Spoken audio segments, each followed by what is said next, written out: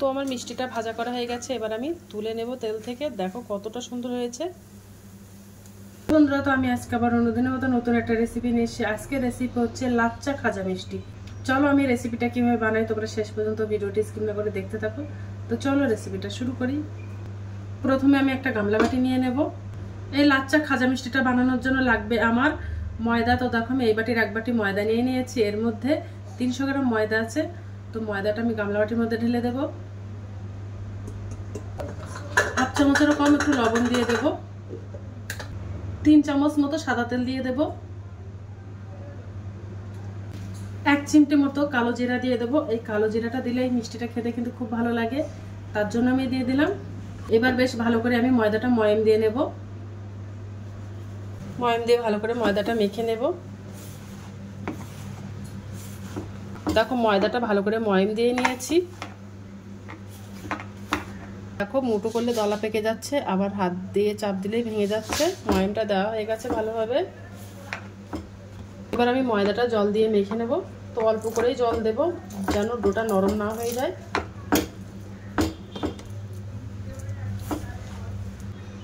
দেখো নাও শক্ত নাও নরম করে ডোটা মেখে নিয়েছি। আমার ডোটা চটকে মাখানো হয়ে গেছে। আর ডোটা কোনো রেস্টে রাখার কোনো প্রয়োজন নেই।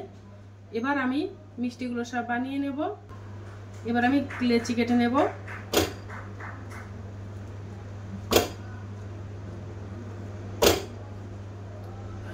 দেখো 4টে লেচি কেটে নিয়েছি। এবার আমি মিষ্টিগুলো সব বানিয়ে নেব।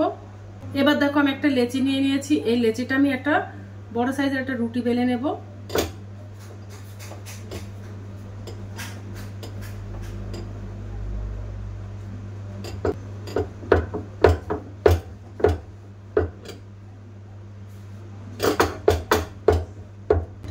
তো দেখো আমি একটা বড় সাইজের পাতলা রুটি বেলে নিয়েছি। এবার আমি দেখো আমি একটা ছুরি নিয়ে নিয়েছি। এই ছুরি দিয়ে রুটিটা কেটে নেব ছোট ছোট করে। এবার ছুরি দিয়ে এই রুটিটা কেটে নেব সরু সরু করে। এইভাবে মিষ্টিগুলো কেটে কেটে নেব।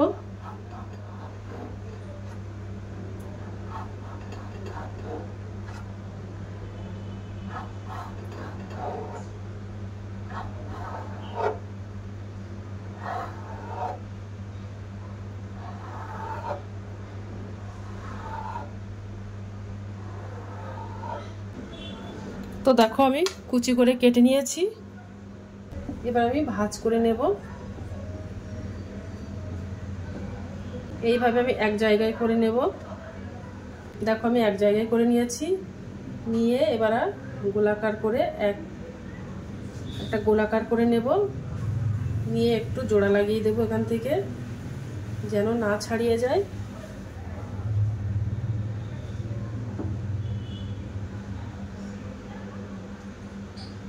দেখো এইভাবে নিয়ে নিয়েছি। পাখির বাসা মতো হয়ে গেছে। দেখেছো কত সুন্দর পাখির বাসা মতো হয়ে গেছে। এবার আমি মিষ্টিগুলো সব ভাজা করে নেব। এবার আমি একটা উনানে কড়াই দিয়ে দিলাম। গ্যাসটা অন করে দেব। তেলটা গরম হয়ে গেছে।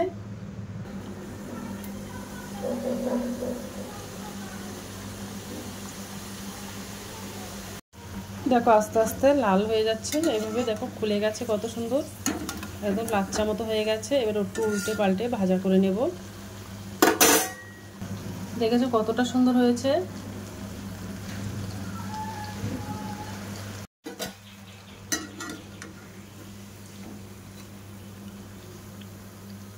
হাতে সময় নিয়ে এই মিষ্টিটা ভাজা করতে হবে, উনানের জালটা কমিয়ে। তো আমার মিষ্টিটা ভাজা করা হয়ে গেছে। এবার আমি তুলে নেব তেল থেকে। দেখো কতটা সুন্দর হয়েছে।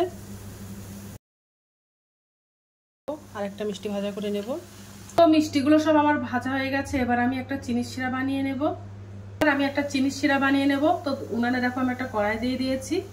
এই বাটিটা আমি হাফ বাটি চিনি নিয়ে নিয়েছি। এর মধ্যে 200 গ্রাম চিনি আছে। তো চিনিটা আমি কড়াইয়ের মধ্যে দিয়ে দেব। এবার আমি ওই বাটির হাফ বাটি জল দিয়ে দেব। দিয়ে এবার আমি একটা ঘন করে চিনির শিরা বানিয়ে নেব। চিনিটা এবার জাল দিয়ে গলিয়ে নেব।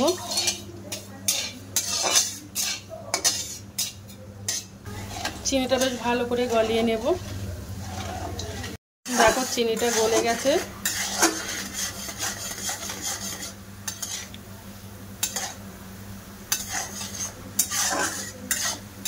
চিনিটা ভালো করে এবার জাল করে নেব। নিয়ে আমি একটা চটচটে একটা চিনির শিরা বানিয়ে নেব।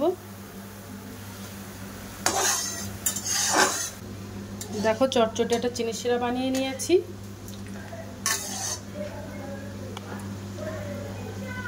আর যে মিষ্টিটা আমি বানিয়েছিলাম ওই মিষ্টিটা একটা একটা করে দিয়ে দেব চিনির শিরার মধ্যে। একটু উল্টে পাল্টে চিনির শিরাটা মাখিয়ে নেব ভালো করে।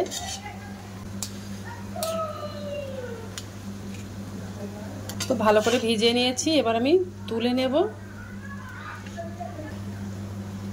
তোমাদের একটু ভেঙে দেখাবো।